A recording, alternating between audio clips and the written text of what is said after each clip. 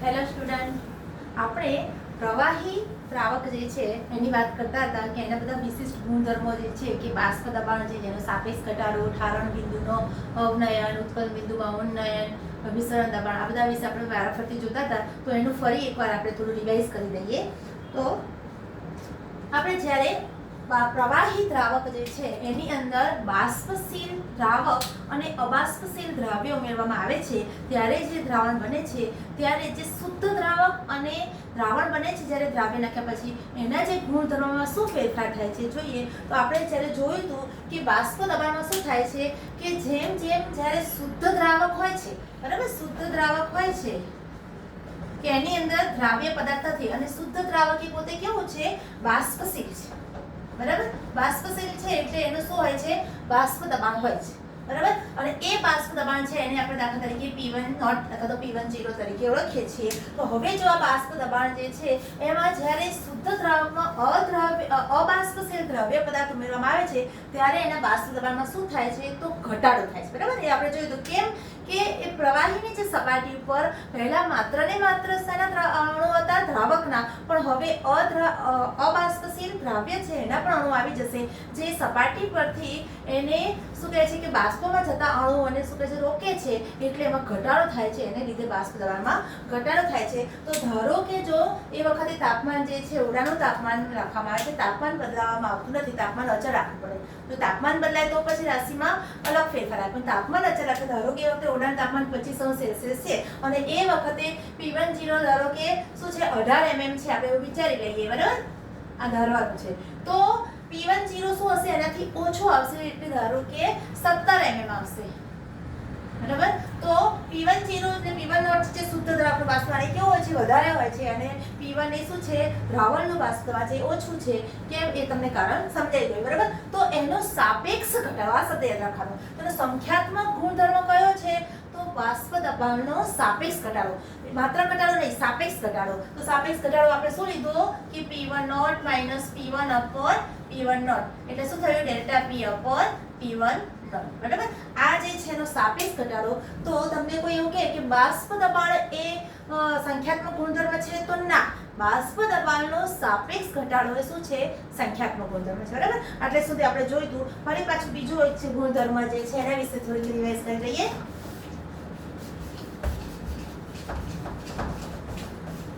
હવે બીજો ગુણધર્મ છે ઉત્કલન બિંદુ, બરાબર. તો ઉત્કલન બિંદુમાં આપણે શું જોયું હતું કે ઉત્કલન બિંદુમાં સંખ્યાત્મક ગુણધર્મ શું છે, ઉત્કલન બિંદુમાં ઉન્નયનથી વધારો થાય છે ઉત્કલન બિંદુમાં, બરાબર. એ એનો સાપેક્ષ ગુણધર્મ છે, સંખ્યાત્મક ગુણધર્મ છે, બરાબર. એટલે ઉત્કલન બિંદુ એ સંખ્યાત્મક ગુણધર્મ નથી. એટલે તમારે ખાસ એ યાદ રાખવાનું કે બાષ્પ દબાણ કે ઉત્કલન બિંદુ કે ઠારણ બિંદુ એ સંખ્યાત્મક ગુણધર્મ નથી, પરંતુ બાષ્પ દબાણનો સાપેક્ષ ઘટાડો, ઉત્કલન બિંદુમાં ઉન્નયન અને ઠાર બિંદુ અવનયન એ શું છે, સાપેક્ષ સંખ્યાત્મક ગુણધર્મ, બરાબર. તો હવે ઉત્કલન બિંદુ વિશે આપણે જોયું હતું કે ઉત્કલન બિંદુ જે છે એ કોને કહેવાય છે, તો જ્યારે પ્રવાહીનું જે બાષ્પ દબાણ જે છે વાતાવરણના બાષ્પ દબાણ જેટલું થઈ જાય ત્યારે જે તાપમાને થાય છે એ તાપમાને તેનું શું કહે છે, ઉત્કલન બિંદુ. તો નોર્મલી શુદ્ધ દ્રાવક તરીકે આપણે પાણી લઈએ તો પાણીનું શું થાય છે, ઉત્કલન બિંદુ કેટલું છે, 100°C છે, બધાને ખબર છે. પણ એનો મતલબ શું થયો કે જ્યારે ઓરડાના તાપમાને 25°C તાપમાન જે છે, બરાબર, ત્યારે જે શુદ્ધ દ્રાવક છે, એટલે આપણે અહીંયા શુદ્ધ દ્રાવક તરીકે પાણી લઈએ છીએ, બરાબર. તો પાણી છે એનું જે દબાણ જે છે આ શુદ્ધ દ્રાવક લઈ લઈએ, તો એનું જે 25°C ઓરડાના તાપમાને એનું બાષ્પમાં ધારો કે 18 mm છે, એવું આપણે વિચારતા એમ લખ્યું હતું 18 mm છે, બરાબર. તો એને શું કરવાનું છે કે વાતાવરણનું દબાણ સાથે મેચ કરવાનું છે. એટલે હવે 18 mm વાતાવરણનું દબાણ જે છે એ કેટલું છે, 1 atm કહીએ છીએ, એટમોસ્ફિયર દબાણ, અથવા તો એને શું કહીએ છીએ 1.030 ને શું છે 12માં દબાણ છે, બરાબર. તો એ 12 આવશે, અથવા તો એને mm માં લઈએ તો શું કહેવાય છે, 760 mm ગણાય છે, બરાબર. તો હવે તમે વિચારો કે 760 mm છે. હવે અત્યારે ઓરડાના તાપમાને શુદ્ધ દ્રાવકનું બાષ્પમાં કેટલું છે, 18 mm છે, બરાબર.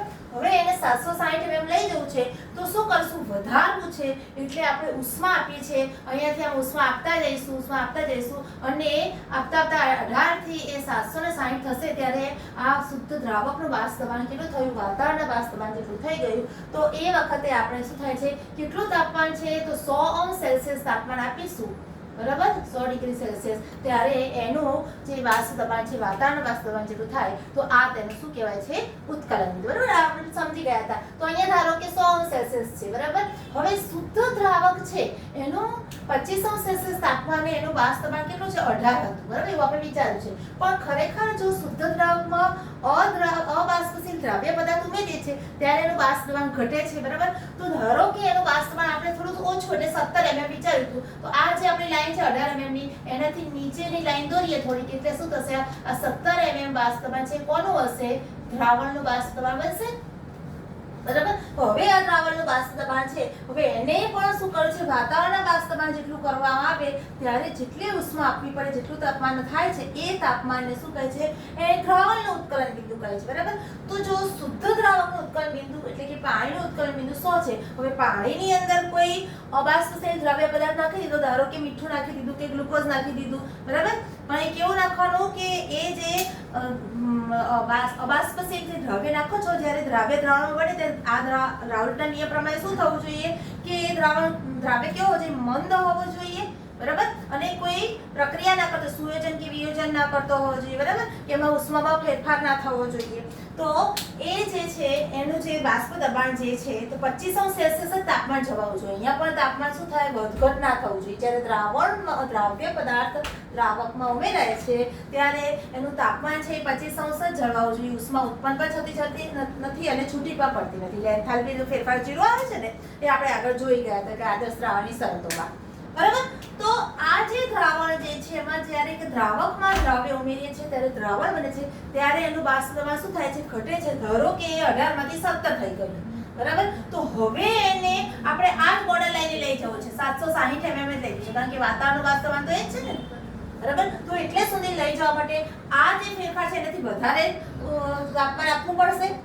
અને અહીંયા જો 100 ડિગ્રી છે તો અહીંયા એનાથી થોડું વધારે આપવું પડશે કારણ કે આપણી બોર્ડર લાઈન થોડી નીચે છે, નીચેથી આગળ જવાનું છે. બરાબર, જવાનું છે એક જ ડેસ્ટિનેશનમાં પણ આપણી શરૂઆત નીચેથી થાય છે એટલે એ વખતે જે ઉષ્મા આપવી પડે છે જે તાપમાને તેનું દ્રાવણનું બાષ્પ દબાણ જે છે વાતાવરણના બાષ્પ દબાણ જેટલું થાય એ તાપમાનને એ દ્રાવણને શું કહે છે ઉત્કલન બિંદુ. તો ઓબ્વિયસલી આ જે છે એ 100 થી આપણે વધારે આપવું પડશે. ધારો કે 100.2 ડિગ્રી સેલ્સિયસ લખી દઉં, થોડુંક વધારે આપવું પડે છે. તો શું થશે કે દ્રાવણનું જે ઉત્કલન બિંદુ છે શું થયું એ દ્રાવણ ઉત્કલન બિંદુ જે છે એને શું કહીએ છીએ આપણે બોઇલિંગ પોઈન્ટ એટલે ટેમ્પરેચર બોઇલિંગ પોઈન્ટ. આ શું છે દ્રાવણનું છે એ કેવું આવશે ગ્રેટર ધેન શુદ્ધ દ્રાવકનું બોઇલિંગ પોઈન્ટ છે TB નોટ અથવા TB 0.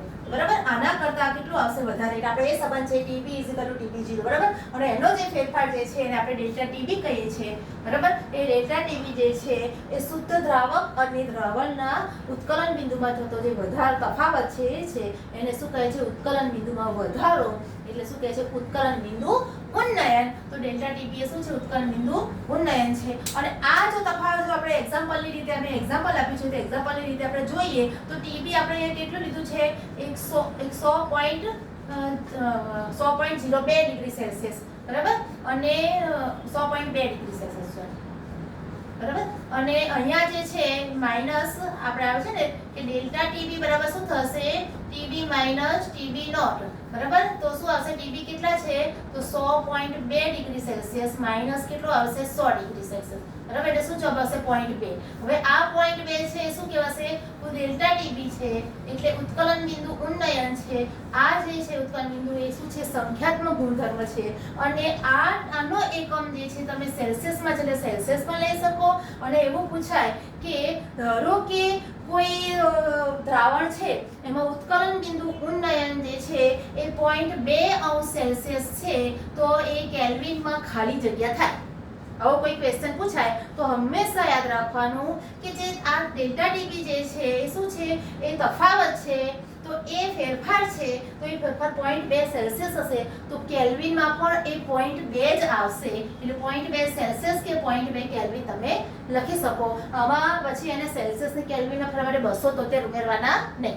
બરાબર, એટલે આવું ઘણી વખત ક્વેશ્ચન પૂછાઈ જાય છે JEE માં એમાં પણ પૂછાઈ જાય છે કે 0.2 સેલ્સિયસ કે કોઈ સેલ્સિયસ આપેલા હોય એટલો એનો ફેરફાર છે સેલ્સિયસમાં આપેલો હોય અને હવે એને કેલ્વિનમાં કેટલો થશે તો કેલ્વિનમાં એટલો જ થાય.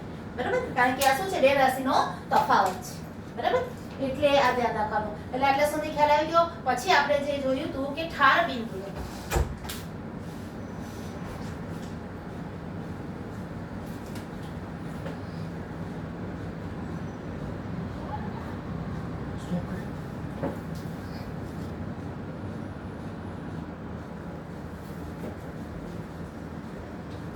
ઉત્કલન બિંદુમાં આપણે આ સમજ્યા. હવે એનો ગ્રાફ આપણે જોયો તો કે બાષ્પ દબાણ વિરુદ્ધ એનો ગ્રાફ દોરવામાં આવે બાષ્પ દબાણ વિરુદ્ધ તાપમાનનો. તો ધારો કે શું થાય છે કે આપણે એવું કીધું હતું કે 18 mm શુદ્ધ દ્રાવકનું બાષ્પ દબાણ કેવું છે? 18 mm 2500 સેલ્સિયસ તાપમાને શુદ્ધ દ્રાવક જે છે એનું બાષ્પ દબાણ 18 mm છે.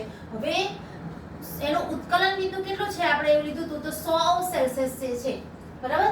શુદ્ધ દ્રાવકનું ઉત્કલન બિંદુ 100 સેલ્સિયસ છે. એટલે કે શરૂઆતમાં શુદ્ધ દ્રાવક જે છે 2500 સેલ્સિયસ તાપમાને નોર્મલ તાપમાન, અહીંયા આ શુદ્ધ દ્રાવક છે અને ધીમે ધીમે ગરમી આપીએ છીએ એ વખતે એનું બાષ્પ દબાણ કેટલું છે? 18 mm છે, બરાબર. એને 760 mm લઈ જવા તો ગ્રાફની રીતે એનો ગ્રાફ વધતો જાય અને અહીંયા જે આ બોર્ડર છે 760 mm પહોંચે છે ત્યારે એનું જે તાપમાન છે તો શું આવશે? 100 ડિગ્રી સેલ્સિયસ છે. તો આવી રીતે આ શેનો છે? શુદ્ધ દ્રાવકનો ગ્રાફ છે, બરાબર. અને હવે એ જ વખતે આ જે દ્રાવણ છે, જે દ્રાવણનું બાષ્પ દબાણ 18 mm થી થોડું ઓછું છે પણ તાપમાન એ વખતે કેટલું છે? 2500 સેલ્સિયસ ઓરડાનું તાપમાન છે. અને એ વખતે હવે એનો શું થાય છે? એનો ગ્રાફ આપણે વધારતા જઈએ અને 760 mm કરવાનું છે. તો એ 760 mm જે છે અહીંયા આવશે અને એ વખતે એનું જે ઉત્કલન બિંદુ જોઈએ આપણે તો 100 કરતાં વધારે તો 100.2 આવ્યું, બરાબર. તો આ શું થશે કે આવી રીતે આ જે ફેરફાર થાય છે 100 અને 100.2 વચ્ચેનો 0.2 ફેરફાર એને ડેલ્ટા ટીવી કહે છે. આ ગ્રાફ છે, બરાબર. તો ગ્રાફની રીતે આપણે સમજી લીધું, બરાબર. હવે આપણે જે ઠાર બિંદુ છે એની વાત કરીએ. ઠારણ બિંદુ જે છે તો ઠારણ બિંદુ આપણે કીધું તો કે ઠારણ બિંદુ એટલે શું? તો જે તાપમાને પ્રવાહી ઠરે છે એ તાપમાને તેનું ઠારણ બિંદુ કહે છે. ઠરી છે એમ કઈ રીતે કહેવાશે? ક્યારે ઠર્યું કહેવાશે? ક્યાં સુધી ઠારવામાં આવે? તો જ્યારે જે પ્રવાહી છે એનું બાષ્પ દબાણ છે એની પ્રવાહી અવસ્થા અને ઘન અવસ્થાના બાષ્પ દબાણ જે છે સમાન થશે તો ત્યારે તે તાપમાનને એનું શું કહે છે? ઠારણ બિંદુ. તો ધારો કે અહીંયા જે છે તે શુદ્ધ દ્રાવક છે, બરાબર. તો શુદ્ધ દ્રાવક જે છે એનું વખતે એનું જે શું કહેવાય? ઠારણ બિંદુ છે T0F, ફ્રીઝિંગ પોઈન્ટ, બરાબર. તો શુદ્ધ દ્રાવકનું ઠારણ બિંદુ જે છે પાણી, બરાબર. પાણીનું ઠારણ બિંદુ શું છે? તો નોર્મલી બધાને ખબર છે કે 0 સેલ્સિયસ, બરાબર. તો 0 સેલ્સિયસ થી પાણી ઠરવાનું શરૂ કરે છે. તો ધારો કે 0 સેલ્સિયસ છે અને હવે એમાં શું થાય છે કે એનું બાષ્પ દબાણ કેટલું થાય છે કે એના ઘન અવસ્થા, તો ઘન અવસ્થા એટલે બરફ થશે, બરાબર. એની સાથે એક થશે. તો દાખલા તરીકે અહીંયા શુદ્ધ દ્રાવક જે છે એનું ઓરડાના તાપમાને 2500 સેલ્સિયસ તાપમાન છે ત્યારે એનું બાષ્પ દબાણ કેટલું છે? 18 mm છે, બરાબર. હવે 18 mm છે અને એ વખતે એનું બાષ્પ દબાણ અને એને ક્યાં લઈ જવામાં આવે છે? એનું જે શુદ્ધ દ્રાવક એટલે પાણી, બરાબર. હવે એનું જે ઘન સ્વરૂપ જે છે એટલે આપણે શું કહીશું? બરફ, બરાબર. તો બરફનું ઘન અવસ્થા હોય, જો વાયુ કે પ્રવાહી અવસ્થામાં બાષ્પ દબાણ હોય તો ઘન અવસ્થામાં બાષ્પ દબાણ તો હોય, ઓછું હોય પણ બાષ્પ દબાણ તો હોય. દાખલા તરીકે બરફનું બાષ્પ દબાણ છે એ આપણે ધારો કે ઓછું છે એટલે આપણે 2 mm ધરી લઈએ, બરાબર. તો હવે આ શુદ્ધ દ્રાવક પાણીનું બાષ્પ દબાણ 18 mm થી 2 mm સુધી એટલે ઘટાડતું જવાનું છે, બરાબર. ઘટાડતા જઈશું ત્યારે તાપમાન ઘટશે. ક્યારે? બાષ્પ દબાણ ને તાપમાનની રાશિ સાથે સંબંધ છે, બરાબર. તો બાષ્પ દબાણ ક્યારે ઘટશે? તાપમાન ઘટશે ત્યારે, બરાબર. તો તાપમાન ઘટતું જશે અને ક્યાં આવશે? ઘટાડતા 0 ડિગ્રી સેલ્સિયસ થશે ત્યારે એનું બાષ્પ દબાણ જે છે એ 18 mm માંથી બરફ એનું ઘન સ્વરૂપ જે છે બરફ એના બાષ્પ દબાણ સાથે એક થશે. તો આ તાપમાનને શું કહે છે? એનું ફ્રીઝિંગ પોઈન્ટ T0F કહે છે, બરાબર. Freezing point. એવી રીતે આ આપણી પાસે દ્રાવક છે, બરાબર. તો દ્રાવક તરીકે આપણે દાખલા તરીકે એનું બાષ્પ દબાણ 17.5 mm છે, બરાબર. આપણે ઉધારી લઈએ કે એનું બાષ્પ દબાણ કેટલું છે? 17. હવે એને પણ આ દ્રાવક આ શું છે? દાખલા તરીકે આમાં પાણી વત્તા ગ્લુકોઝ છે, બરાબર. પાણી વત્તા ગ્લુકોઝ છે, બરાબર. આ એનું પ્રવાહી સ્વરૂપ છે. આ દ્રાવણ છે, દ્રાવણનું પ્રવાહી સ્વરૂપ પાણી વત્તા ગ્લુકોઝ, બરાબર. હવે શું છે કે એનું ઘન સ્વરૂપ એટલે હવે શુદ્ધ પાણીનું ઘન સ્વરૂપ બરફ હતું તો આમાં જે દ્રાવણ છે એનું પણ ઘન સ્વરૂપ બરફ જ થવાનું પણ એ બરફ થોડોક આ ગ્લુકોઝ છે ગળ્યો છે એટલે ગળો બરફ થશે, બરાબર. તો આ જે બરફ છે એનું પણ ઘન સ્વરૂપ બરફ છે. હવે તમે જોશો કે જ્યારે શુદ્ધ પાણી હોય છે, દ્રાવક હોય છે તો દ્રાવકનું બાષ્પ દબાણ જે છે, બરાબર, એ જે દ્રાવકનું બાષ્પ દબાણ કરતા દ્રાવણનું બાષ્પ દબાણ હંમેશા કેવું હોય છે? ઓછું હોય છે. એ આપણે પહેલા જ આમાં શીખી ગયા કે દ્રાવક શુદ્ધ દ્રાવકના બાષ્પ દબાણ કરતા દ્રાવણનું બાષ્પ દબાણ કેવું હોય છે? ઓછું હોય છે. કેમ ઓછું હોય છે આપણને બધાને ખબર છે બરાબર. સપાટી પર દ્રાવણના અણુ જગ્યાએ અદ્રાવ્ય અબાષ્પશીલ દ્રાવ્ય આવી જાય છે. એટલે હંમેશા શુદ્ધ દ્રાવક કરતા અદ્રાવ્ય બાષ્પશીલ પદાર્થ અબાષ્પશીલ પદાર્થ જ્યારે દ્રાવ્ય તરીકે ઉમેરવામાં આવે છે ત્યારે એનું બાષ્પ દબાણ કેવું થાય છે? દ્રાવણ બાષ્પ દબાણ ઓછું હોય છે. તો એ પ્રવાહી સ્વરૂપમાં હોય કે ઘન સ્વરૂપમાં એનું બાષ્પ દબાણ તો ઓછું જ હોય દ્રાવક કરતા દ્રાવણનું. તો અહીંયા દ્રાવક તરીકે બરફ છે, આ સોલિડ સ્વરૂપ છે, તો એના બાષ્પ દબાણ કરતા અહીંયા પણ બરફ આવશે. પણ કોનો બરફ આવશે? દ્રાવણનો બરફ આવશે. અહીંયા દ્રાવણ હશે ને અહીંયા શું હશે? માત્ર ને માત્ર દ્રાવક છે તો દ્રાવકનું ઘન સ્વરૂપ છે, આ દ્રાવણનું સોલિડ સ્વરૂપ છે. તો જો શુદ્ધ પાણી એટલે મતલબ કે પ્રવાહી સ્વરૂપમાં દ્રાવણનું બાષ્પ દબાણ જે છે એ દ્રાવકના બાષ્પમાં કરતા ઓછું હોય તો ઘન સ્વરૂપમાં પણ ઓછું જ હોય. તો દાખલા તરીકે આ 2 mm છે તો આ પણ એનાથી ઓછું કંઈક 1 mm સમથિંગ આસપાસ હશે, મતલબ ઓછું હશે બરાબર. આપણે ધારણા તરીકે 1 mm લખી લઈએ છીએ. તો આ તમને સમજાવવા માટે છે માપ. તો આ 1 mm છે. હવે આ 18 mm માંથી 2 mm સુધી નીચે લાવવા માટે જેટલું તાપમાન થયું એ 0 સેલ્સિયસ એને ફ્રીઝિંગ પોઈન્ટ શુદ્ધ દ્રાવણ હોય એવી રીતે આપણે 17.5 mm થી 1 mm સુધી આવું છે બરાબર. તો પણ આપણે થોડું તાપમાન ઘટાડતા જશું અને અહીંયા આવશું ત્યારે અહીંયા આ જે પાણીનું બાષ્પ દબાણ જે છે એના ઘન સ્વરૂપના બાષ્પ દબાણને સરખું થશે. એ વખતે જે તાપમાન ઘટાડતા આવ્યું એ કેવું થશે? એ શું કહેવાશે? એનું ઠારણ બિંદુ જે છે એટલે એ કહેવાશે. તો એ આપણે દાખલા તરીકે 0 છે તો એનાથી પણ ઓછું એટલે -0.2 આવશે બરાબર. -2 ડિગ્રી આવશે. -2 ડિગ્રી લઈ લો બરાબર. 2 ડિગ્રી સેલ્સિયસ છે ધારી લો બરાબર. તો આ 2 ડિગ્રી સેલ્સિયસ છે શું થશે? TF કહેવાશે. કોનું? દ્રાવણનું ફ્રીઝિંગ પોઈન્ટ બરાબર. તો હવે એનો જે તફાવત લઈશું આ 2 ડિગ્રી સેલ્સિયસમાં કેવું છે?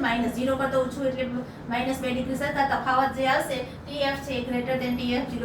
આ તફાવત આપણે જોઈશું તો કેટલો આવશે? ડેલ્ટા TF બરાબર શું આવશે કે TF નોટ માઇનસ TF. તો TF નોટ 0 -2 સેલ્સિયસ છે તો બરાબર 2 સેલ્સિયસ થશે. એટલે સેલ્સિયસ કે કેલ્વિન ગમે તેમાં લખી શકાય છે બરાબર. તો આમ અહીંયા આવી રીતે તફાવત હશે અને હંમેશા ડેલ્ટા TB એ શું છે? ઉત્કલન બિંદુ ઉન્નયન કહેવાય, ઠારણ બિંદુ અવનયન કહેવાશે. ઘટાડો થાય છે એટલે અવનયન, વધારો થાય તો ઉન્નયન બરાબર. તો આ બધા જે છે શું છે? સંખ્યાત્મક ગુણધર્મ છે. કેમ કે એ દ્રાવણની અંદર જે દ્રાવ્ય પદાર્થ છે એની સંખ્યા પર આધાર રાખે છે બરાબર. તો અહીંયા તમે શું જોશો કે દ્રાવ્યની જે સંખ્યા પણ છે બરફ જે છે દ્રાવણ બન્યું છે સમજો. તો દ્રાવણની અંદર શું છે? દ્રાવક છે બરાબર અને દ્રાવ્ય છે બરાબર. તો હવે દ્રાવ્ય જે છે એ તો ઘન પદાર્થ છે, ગ્લુકોઝ નાખ્યો છે. તો પ્રવાહી છે એ ઠરશે બરાબર. તો પ્રવાહી ઠરશે અને શું થશે? ઘન સ્વરૂપ ધારણ કરશે. અને એટલે કે એ જે છે તફાવત છે એને આપણે શું લઈશું? ફ્રીઝિંગ પોઈન્ટનો તફાવત એટલે ઠારણ બિંદુ અવનયન બરાબર. હવે એનો પણ ગ્રાફ આપણે જોઈ લઈએ. તો એનો ગ્રાફ આવશે અહીં આપણે ગ્રાફ દોરી દઈશું.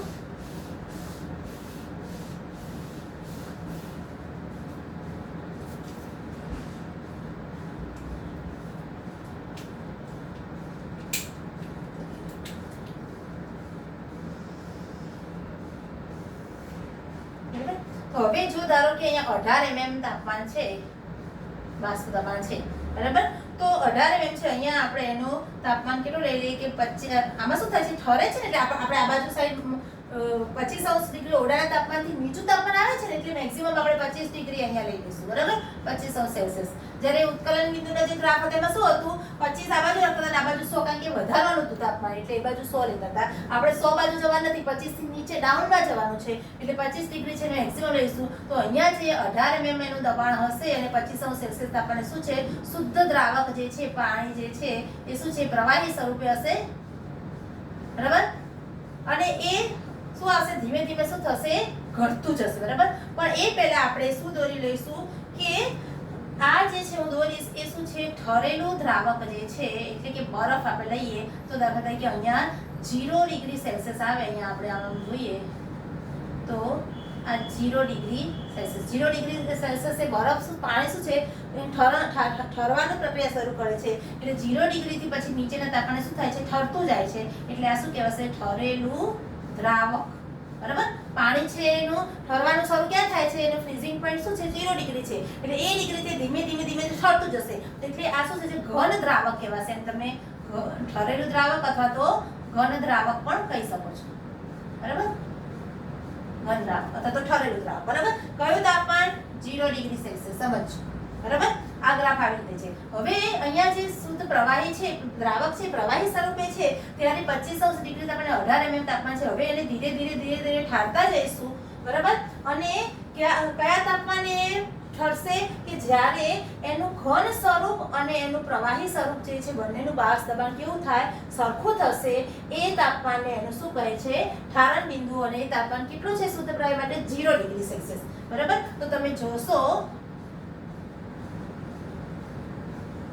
બરાબર, હવે આ જે ગ્રાફ છે એ તમે જોશો તો અહીંયા આવશે. આ જે ગ્રાફ છે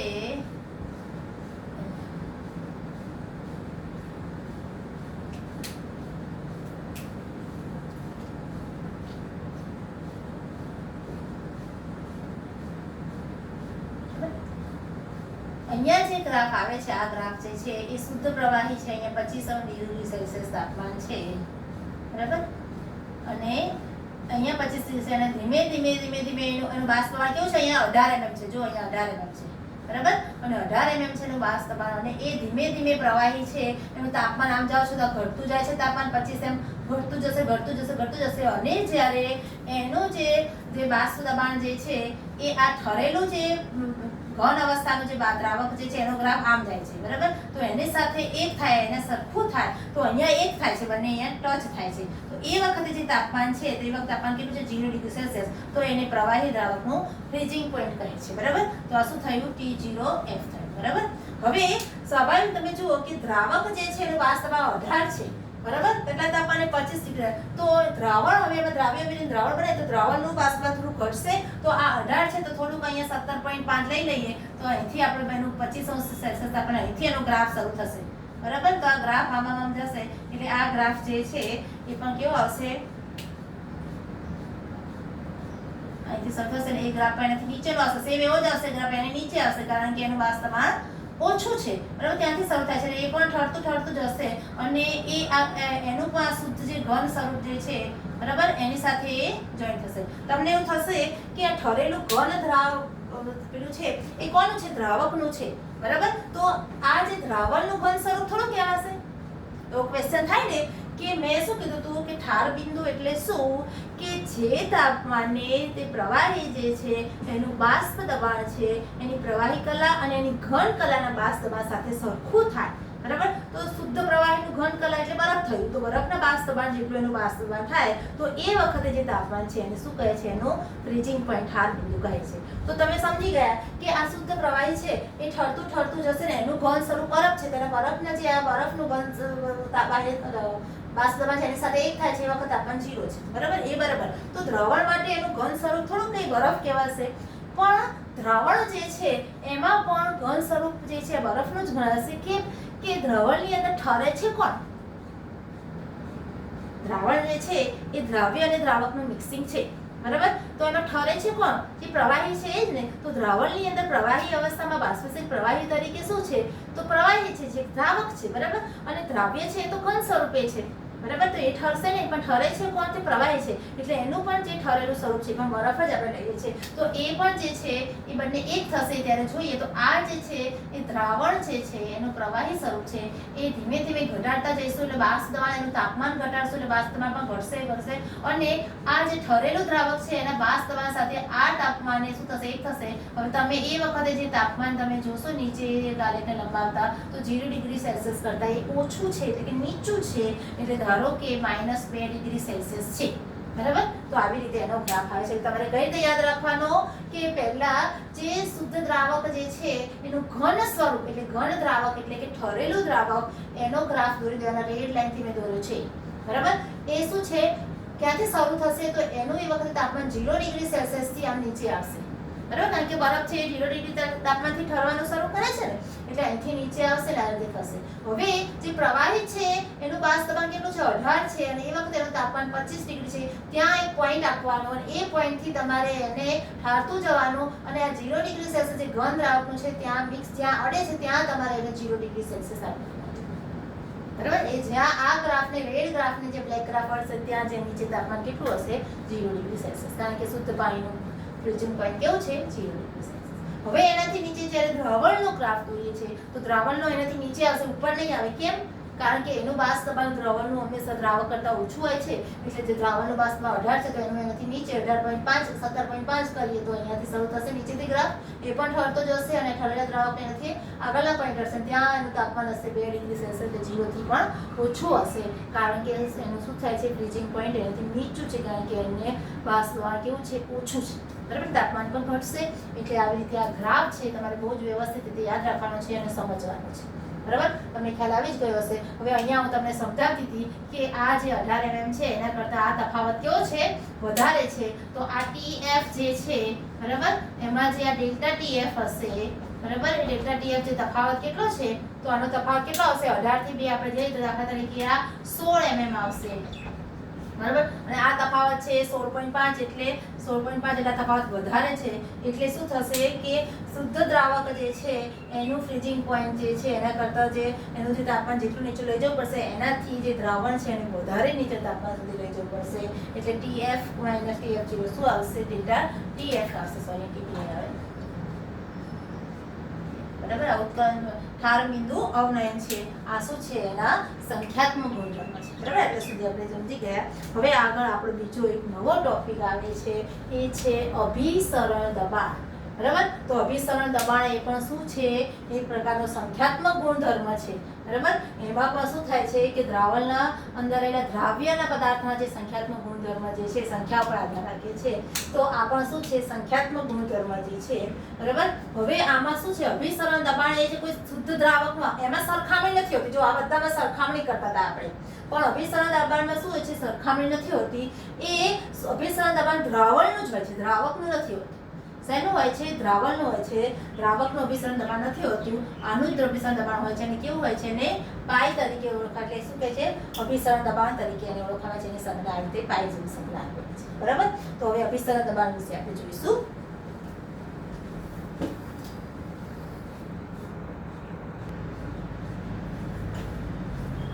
વિદ્યાર્થી મિત્રો હવે આપણે જોઈશું કે અભિસરણ દબાણ એટલે શું, બરાબર. તો તે પહેલા આપણે જોઈશું કે અભિસરણ એટલે શું. તો અભિસરણ દબાણની મેં વાત કરી ત્યારે મેં કીધું હતું કે અભિસરણ દબાણ માત્ર ને માત્ર કોને લાગે છે દ્રાવણને લાગે છે, દ્રાવક અને દ્રાવણ એ રીતે નથી થતું, કોને લાગે છે દ્રાવણને લાગે છે. એટલે અભિસરણ દબાણ પહેલા આપણે જોઈશું કે અભિસરણ એટલે શું, બરાબર. તો અભિસરણ એટલે કે તમે જોશો કે આ પાત્ર છે તો આ એક પ્રણાલી એક લઈ લઈએ આપણે અને બીજી પ્રણાલી હતી, તો આ પ્રણાલી એકમાં જે એક પાત્ર જે છે એમાં વચ્ચે શું મૂક્યો છે અર્ધ પારગમ્ય પડદો જે છે એ મૂક્યો છે, જેને આપણે શું કહીએ છીએ ગુજરાતીમાં અર્ધ પારગમ્ય પડદો, બરાબર. એને SPM તરીકે ઓળખાવાય છે, semi permeable membrane, semi permeable membrane તરીકે ઓળખાય છે, SPM એનું શોર્ટ નામ છે SPM, બરાબર. આ અર્ધ પારગમ્ય પડદો જે છે કેવો છે છિદ્રવાળો છે, બરાબર. એ શું કરે છે તો એ શું કહે છે માત્ર ને માત્ર દ્રાવકના અણુને પસાર થવા દે છે, દ્રાવણના અણુને નહીં. તો જેવો તમે એક પ્રણાલી લેશો આવી અને એમાં વચ્ચે અર્ધ પારગમ્ય પડદો મૂકશો અને આ પડદાની જમણી બાજુ દ્રાવણ ભરવામાં આવે છે કે જેમાં દ્રાવ્ય હોય છે અને ડાબી બાજુ જે શુદ્ધ દ્રાવક છે તેમાં માત્ર ને માત્ર શુદ્ધ દ્રાવક છે, દ્રાવ્ય નથી, બરાબર. તો એવી બે પ્રણાલી વચ્ચે અર્ધ પારગમ્ય પડદો મૂકીને એવી બે પ્રણાલી ગોઠવી દઈએ છીએ. આ પ્રણાલી એકમાં બે દ્રાવણો ગોઠવી દઈએ અને તરત જ તમે જોશો તો એક સ્વયંભૂ પ્રવાહ ચાલુ થાય છે. એવી રીતે આ પ્રણાલી બે છે, એમાં તમે શું કરો છો કે વચ્ચે અર્ધ પારગમ્ય પડદો છે પણ એની એક બાજુ છે દ્રાવણ એક છે, જે બંને એક જ પ્રકારના દ્રાવણ છે. કેવા છે બંને સરખા જ દ્રાવણ છે, દ્રાવ્ય પદાર્થ પણ સેમ છે, દ્રાવક પણ સેમ છે, પરંતુ બંનેમાં સાંદ્રતા ઓછી વધતું છે, આમાં ઓછી છે ને આમાં વધારે છે. એનો મતલબ કે અહીંયા દ્રાવ્ય પદાર્થ ઓછો છે ને અહીંયા દ્રાવ્ય પદાર્થ કેવો છે વધુ છે, બરાબર. તો એવા બે અલગ અલગ સાંદ્રતા ધરાવતા બે સરખા દ્રાવણ છે એને અર્ધપારગમ્ય પડદાવાળા દ્વારા અલગ કરીને એક પાત્રમાં ભરવામાં આવે છે તો શું થશે કે તરત જ એક સ્વયંભૂ પ્રવાહ વહે છે. બરાબર. એટલે કે એની જાતે એક પ્રવાહ વહે છે. જે પ્રવાહની દિશા કઈ તરફ હોય છે તો એ પ્રવાહની દિશા આ પ્રણાલીમાં જો તો શુદ્ધ દ્રાવકથી દ્રાવણ તરફ આવી રીતે પ્રણાલીની દિશા પ્રવાહની દિશા હોય છે. સેમ એવી રીતે અહીંયા દ્રાવણ એક ઓછી સાંદ્રતાથી વધુ સાંદ્રતા તરફ એક પ્રવાહ વહે છે, સ્વયંભૂ પ્રવાહ. આપમેળે કોઈ પણ પ્રકારનું પ્રેશર કે કોઈ બાહ્ય કાર્ય કરવામાં આવતું નથી. એટલે કે આપમેળે જે પ્રક્રિયા થાય છે કેવો પ્રવાહ કહેવાય છે? સ્વયંભૂ પ્રવાહ વહે છે. બરાબર. આપમેળે થતી પ્રક્રિયા તમે થર્મોડાયનેમિક્સમાં ભણી ગયા કે જેમાં કોઈ પણ પ્રકારનું કાર્ય કરવું પડતું નથી, એની જાતે જ કાર્ય થાય તો શું કહેવાશે? સ્વયંભૂ. દાખલા તરીકે આપમેળે થતી પ્રક્રિયા, દાખલા તરીકે બરફ છે એને વાતાવરણમાં ખુલ્લા વાતાવરણમાં મૂકી દેશો તો બરફમાંથી પાણી થઈ જાય છે. બરાબર. એમાં કંઈ કાર્ય કરવું પડે છે? ખાલી રકાબી મૂકી દીધો, બરફમાંથી પાણી થોડી વારમાં થઈ જશે. પણ પાણીમાંથી બરફ કરવો હશે તો થશે? એ આપમેળે થતી પ્રક્રિયા નથી. હા, બરફ થાય છે ખરો, પણ એ આપમેળે થતી પ્રક્રિયા નથી. એને ક્યાં મૂકવામાં આવે છે? ફ્રીજમાં મૂકવામાં આવે છે. બરાબર. ત્યારે પાણીમાંથી બરફ થાય છે. બરાબર. તો આવી રીતે જે આપમેળે થતી પ્રક્રિયા છે એ ઇઝીલી થઈ જાય છે. તો અહીંયા જે સ્વયંભૂ પ્રવાહ થાય છે, આપમેળે પ્રક્રિયા થાય છે, એ કઈ તરફ થાય છે? શુદ્ધ દ્રાવકથી દ્રાવણ તરફ, અથવા તો પ્રણાલી 2 માં જોઈએ તો ઓછી સાંદ્રતાથી વધુ સાંદ્રતા તરફ જે પ્રવાહ જાય છે. આ જે ઘટના છે એને શું કહેવાય છે? અભિસરણ. બરાબર. તો અભિસરણ માટે એની ચોક્કસ વ્યાખ્યા છે આપણે જોઈશું કે જુદી જુદી સાંદ્રતા ધરાવતા અથવા તો જુદી જુદી સાંદ્રતા ધરાવતા દ્રાવણો વચ્ચે અથવા દ્રાવક અને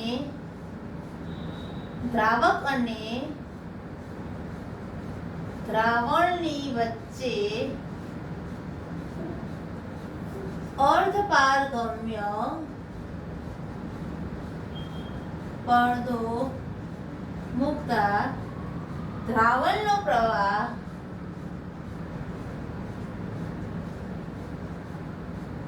શુદ્ધ દ્રાવકથી, એટલે કે અમે પહેલા લખીશું આ જુદી જુદી સાંદ્રતા, આને આપી છે લખીશું ઓછી સાંદ્રતા તરફથી ઓછી સાંદ્રતા વાળા દ્રાવણથી વધુ સાંદ્રતા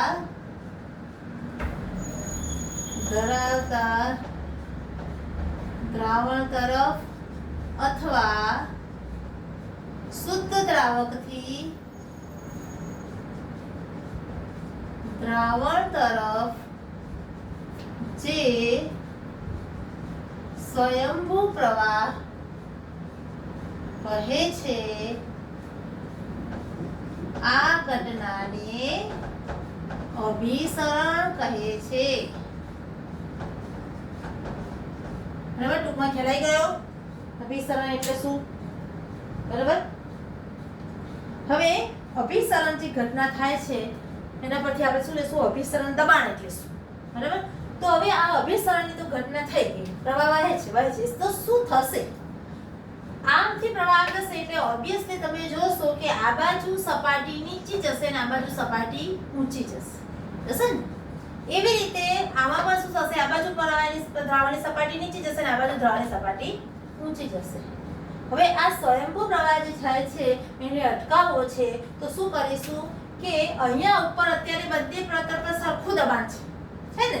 અહીંયા પણ બધે ઉપર દબાણ કેવું છે? સપાટી પર દબાણ સરખું છે, પણ પ્રવાહ ક્યાં થાય છે? ઓછી સાંદ્રતાથી વધુ સાંદ્રતા તરફ ધીમે ધીમે આ બાજુની સપાટી ઊંચી આવે છે. તો હવે આ જે બાજુ સપાટી ઊંચી આવે છે એટલે કે દ્રાવણ તરફ અથવા તો દ્રાવણ 2 તરફ આ પ્રણાલીની વાત કરીએ, એ બાજુ જો તમે પિસ્ટન મૂકી દો, બરાબર, અને આ રીતે પિસ્ટન મૂકી દીધો એની ઉપર, અને શું કર્યું? દબાણ લગાવ્યું. બરાબર. આ પિસ્ટન મૂકી દીધો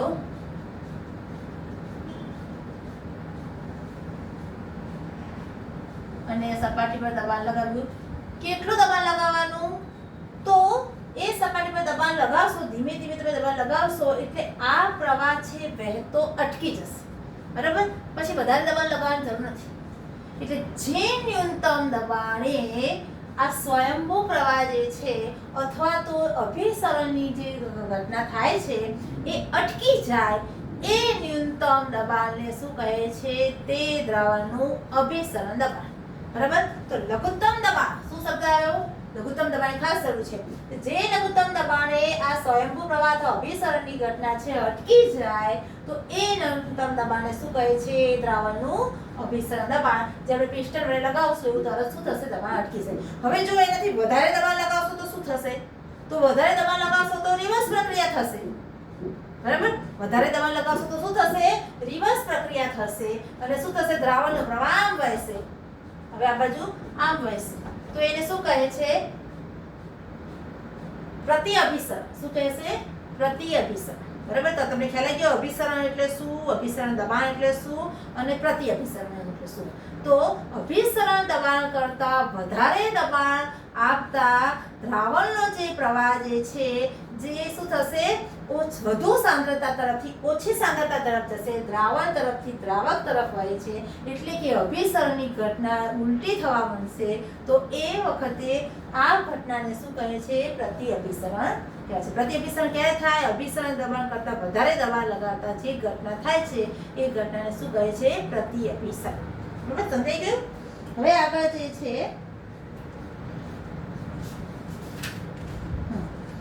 હવે આ જે અર્ધપારગમ્ય પડદો જે છે શેના બનેલા હોય છે એની વાત કરીએ તો પાર્ચમેન્ટ પેપર છે, સેલોફેન છે, એ બધા શું છે? અર્ધપારગમ્ય પડદાના ઉદાહરણ જે છે.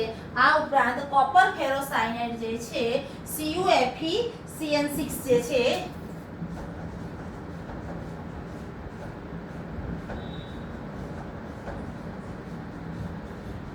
આનો જે પડદો છે કોપર ફેરોસાયનાઇડનો પડદો આ ઉત્તમ જે છે ઉત્તમ પ્રકારનો અર્ધપારગમ્ય પડદો કહેવાય છે. તમારે કદાચ MCQ પૂછાઈ જાય તો યાદ રાખવાનું. બરાબર?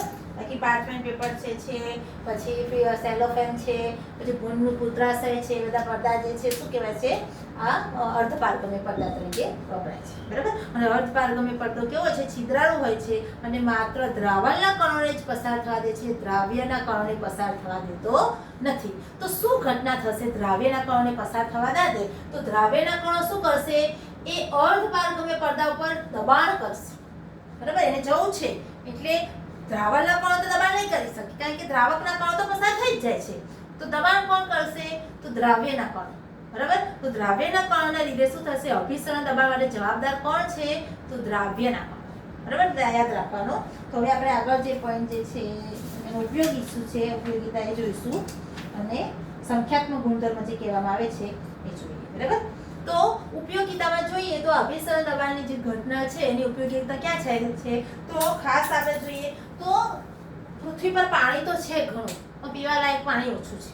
બરાબર? તો દરિયાનું પાણી છે ને આપણા પાણીમાં શું ફેર છે કે એમાં ક્ષારો વધારે છે. બરાબર? મીઠું એમાંથી આપણે પેદા કરીએ છીએ એટલે મતલબ કે એમાં ક્ષાર વધારે છે. તો આ ક્ષારો જે છે એટલે કે દ્રાવ્યતા એની અંદર જે દ્રાવ્ય પદાર્થની જે વધારે છે તો દ્રાવ્ય પદાર્થને આપણે કાઢી નાખીએ. બરાબર? તો શું થશે? શુદ્ધ પાણી જેવું આપણે જે પીવા લાયક પાણી મળી જશે. તો એ વખતે શું કઈ ઘટના કરવામાં આવે છે? તો આપણે જો એની અહીંયા આપણે આ બાજુ શુદ્ધ દ્રાવક એટલે પાણી, બરાબર, અને દ્રાવણ એટલે દરિયાનું પાણી, બરાબર, મૂકી દઈએ તો પ્રવાહ તો ક્યાં જશે? નોર્મલી આપમેળે થતો પ્રવાહ આપણે આ ઘટના શું થતું? શુદ્ધ દ્રાવક તરફથી દ્રાવણ તરફ જશે. એટલે આપણું જે શુદ્ધ પાણી છે એ દરિયાના પાણીમાં ભળી જશે.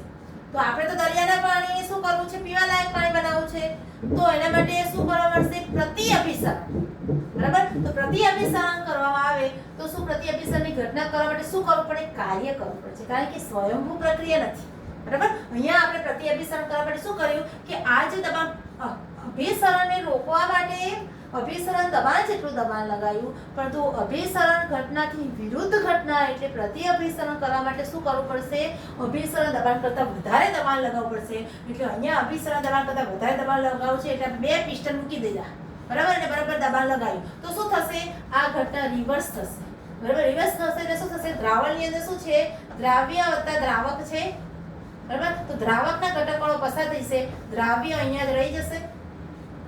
બરાબર? તો એ દ્રાવ્ય જે છે અહીંયા રહી જશે ને આ બાજુ જે પાણી મળશે કેવું મળશે, શુદ્ધ પીવાલાયક પાણી મળશે. બરાબર. તો આવી રીતે ખારા પાણીમાંથી અથવા તો ખરાબ પાણી હોય છે, ગટરના પાણીને શુદ્ધ કરીને લોકો સફાઈ કામ માટે વાપરતા હોય છે.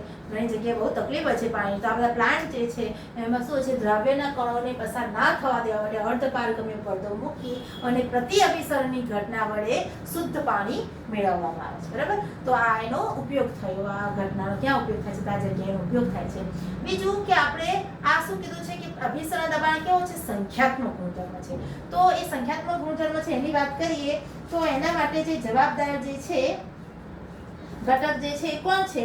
તો જવાબદાર ઘટક મેં તમને સમજાવ્યું કે અહીંયા દબાણ લગાવો, અભિસરણ દબાણ એક પ્રકારનું પ્રેશર દબાણ છે. દબાણ કોણ લગાવે છે?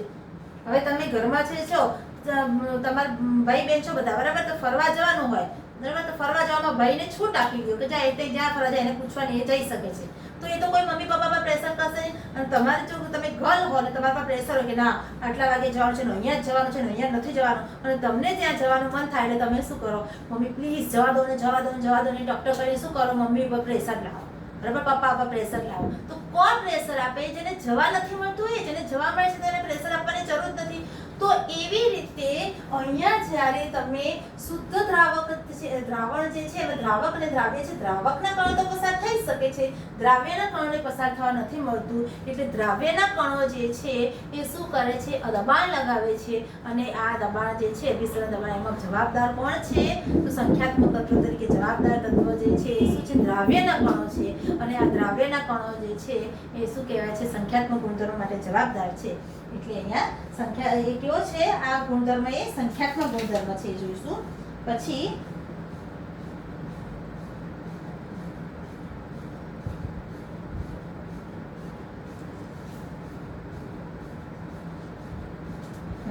હવે આગળ આપણે શું જોઈશું કે આ જે અભિસરણ દબાણ જે છે, બરાબર, પાઈ જે છે એ શું છે, દ્રાવ્યના સંખ્યા કણો પર આધાર રાખે છે. બરાબર. દ્રાવ્યના સંખ્યા કણો પર આધાર રાખે છે. બરાબર. જેમ દ્રવ્યના સંખ્યા કણો વધારે તેમ અભિસરણ દબાણ વધારે છે. આપણે જોઈશું. હવે એનું જે વાયુના નિયમ સાથે એની જે સરખામણી છે એ જોઈશું.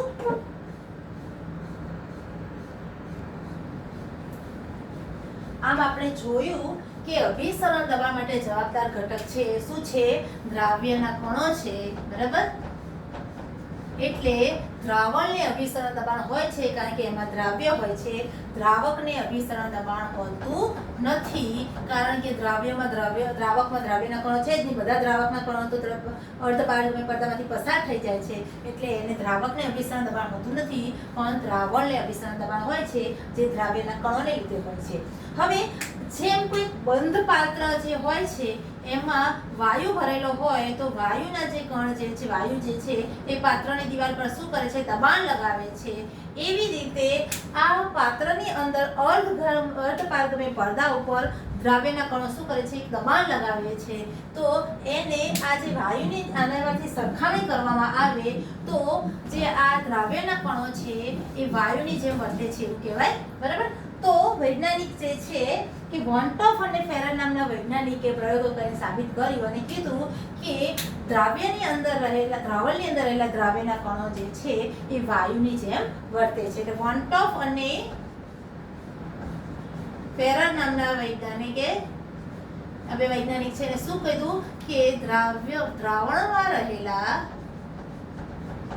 દ્રાવ્ય જે છે, દ્રાવ્ય એ વાયુની જેમ વર્તે છે. બરાબર. એટલે જેમ વાયુની દબાણના નિયમો હોય છે એમ દ્રાવ્યના કણો જે અભિસરણ દબાણ જે છે, દ્રાવ્યના કણોને લીધે લાગતું જે અભિસરણ દબાણ છે એને પણ નિયમો લાગુ પડે છે. બરાબર. અને પ્રયોગો પરથી નક્કી કર્યું કે આ અભિસરણ દબાણ જે છે,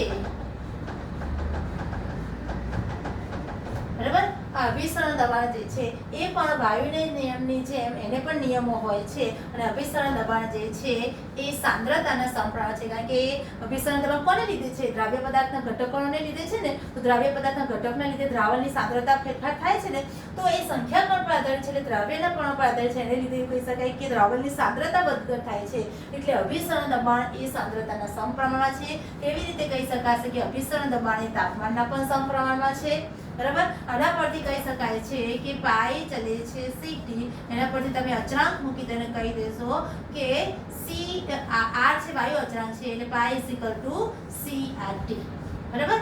હવે સી ફોર શું થશે? સાંદ્રતા પર શેમાં લેવામાં આવશે? સાંદ્રતા મોલારિટીમાં, બરાબર. અહીંયા મોલારિટી નથી આવતો, અહીંયા મોલારિટી આવે છે સાંદ્રતા, યાદ રાખજો, બરાબર.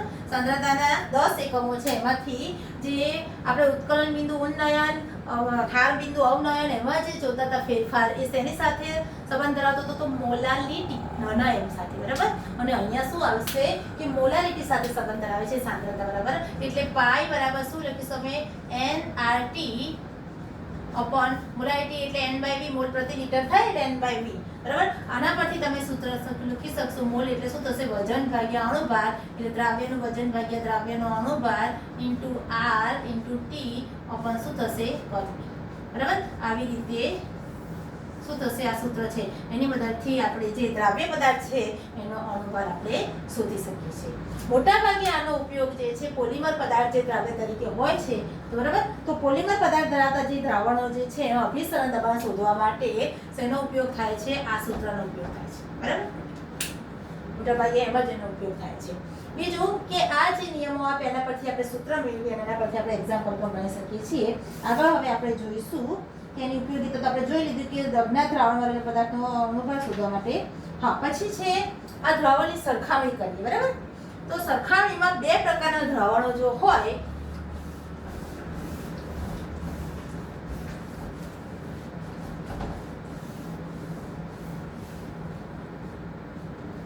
આગળનો પોઈન્ટ જે છે એમાં દાખલા તરીકે દ્રાવણ 1 છે, બરાબર, અને બીજું દ્રાવણ 2 છે, બરાબર. હવે દ્રાવણ 1 અને દ્રાવણ 2 છે, એમાં બંનેમાં જો અભિસરણ દબાણ જે છે સરખા હશે તો એટલે કે આમાં જે અભિસરણ દબાણ પાય છે ને આમાં પણ પાય છે, તો બંને દ્રાવણ એકબીજાને શું કહેવાશે?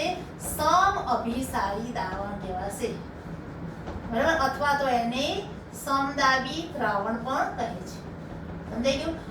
પરંતુ જો દ્રાવણ 1 નું અભિસરણ દબાણ π1 છે, બરાબર, આ π2 છે, બરાબર, આ બંને કેવા છે? ઇક્વલ છે, પરંતુ π1 છે અભિસરણ દબાણ વધારે હશે, ગ્રેટર ધેન π2 હશે, તો આ જે વધારે છે π1 છે એ શું કહેવાશે? હાઇપોટોનિક દ્રાવણ કહેવાશે. સોરી, આને હાઇપરટોનિક કહેવાશે, હાઇપરટોનિક દ્રાવણ. અને આને શું કહેવાશે? હાઇપોટોનિક દ્રાવણ, બરાબર. અને આને શું કહેવાશે? આઇસોટોનિક કહેવાશે, બરાબર. અને આઇસોટોનિક દ્રાવણ કહેવાશે, બરાબર છે. હાઇપરટોનિક કહેવાશે, હાઇપોટોનિક કહેવાશે, બરાબર. આ પછી જે બીજો પોઈન્ટ આવે છે, હા, હવે જ્યારે આ સમઅભિસરણ ઘટના થાય છે, અભિસરણની ઘટના થાય છે, બરાબર. હવે અભિસરણની ઘટના કેવી છે? તો તમે કીધું કે આપણે ભણી ગયા કે અભિસરણની ઘટના કેવી છે કે સ્વયંભૂ પ્રવાહ વહે છે, બરાબર.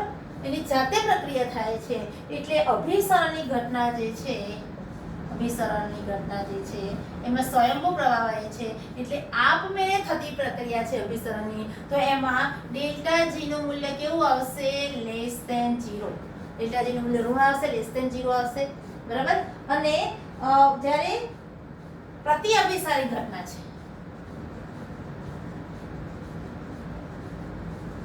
તો એમાં એ સ્વયંભૂ જાતે પ્રક્રિયા થાય છે ને, એમાં કાર્ય કરવું પડે છે, બરાબર. તો એ વખતે આ જે ઘટના છે પ્રતિ અભિસારીમાં ΔG કેવો હશે? ગ્રેટર ધેન 0, બરાબર. આવું પણ ઘણી વખત MCQ પૂછાઈ જાય છે, એ તમારે ખ્યાલ રાખવાનું. અને જેનું શું કે અભિસરણ દબાણ વધારે છે એ હાઇપરટોનિક નું ઓછું છે, હાઇપરટોનિક દ્રાવણ કહેવાશે. જો સરખા હશે તો બંને દ્રાવણ શું કહેવાશે? આઇસોટોનિક, એટલે સમદાબી સમઅભિસારી દ્રાવણ તરીકે ઓળખાશે. હવે આગળ જે બીજો ટોપિક જે છે, હા, કે દાખલા તરીકે આપણું રુધિર જે છે, બરાબર. તો રુધિરની અંદર જે રહેલા જે રક્તકણો છે એની અંદર એક પ્રવાહી રહેલું છે, તો એની સાંદ્રતા જોઈએ તો 0.91 W/V એની સાંદ્રતા છે, બરાબર.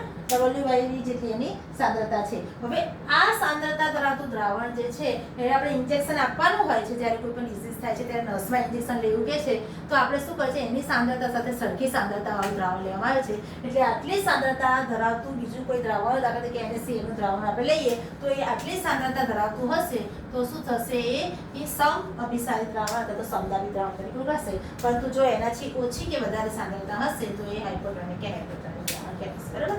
ટૂંકમાં તમને ખ્યાલ આવી ગયો કે અભિસરણ ઘટના એ શું છે, એ સ્વયંભૂ પ્રક્રિયા છે, આપમેળે થતી પ્રક્રિયા છે.